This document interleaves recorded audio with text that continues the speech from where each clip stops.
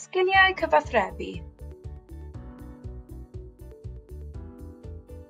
Mae cyfathrebu effeithiol yn hanfodol yn y byd gwaith, ac mae cyfathrebu da yn gweithio mewn dwy ffordd, y gallu wrando a'r gallu siarad. Dyma gyflwyniad i ti o'r 7 C o gyfathrebu i dy helpu i ddatblygu dy sgiliau. Cyfathrebu, y 7 C. Clir, Cyflawn, Cywir, Cryno, Cydnabod, Cwrtais, Concrit. 1. Clir. Cofia fod yn glir a gofynna dy hun. Beth yw'r pwrpas wrth gyfathrebu'r person hwn? Canolbwyntio ar bwyntiau mwyaf pwysig dy neges.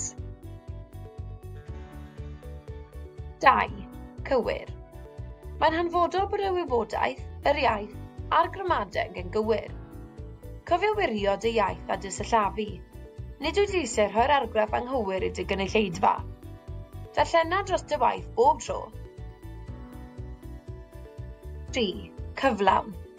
Wrth greu neges, mae'n bwysig rhoi'r holl wybodaeth sydd ei hangen ar y gynulleidfa i ddilyn a deall y bwynt. Felly mae angen i ti ystyried yr hyn maen nhw'n ei gwybod a ddim yn ei gwybod. 4. Cryno. Wrth gyfathrebu ar lafar neu'n ysgrifenedig, mae'n bwysig i gadw dy neges yn fyr ac yn syml, a thrial osgoi brawddegau hir. 5. Cydnabod. I gyfathrebu'n effeithiol, mae angen ystyried barn, profiad, safbwynt a chefndir y gynulleidfa. Gwna'n siŵr dy fod yn dod i ddeall dy gynulleidfa darged cyn i ti siarad neu ysgrifennu, a sicrhau y byddent yn ddiddeall ti. 6. Cwrtais. Mae bod yn gwrtais a dangos dy fod yn parchu eraill yn bwysig iawn wrth gyfathrebu.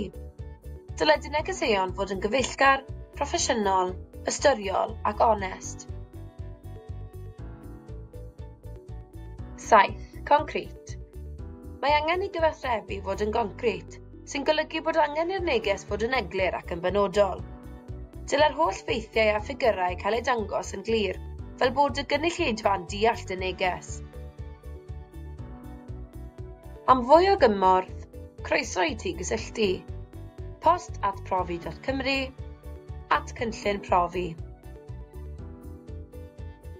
Diolch am wylio.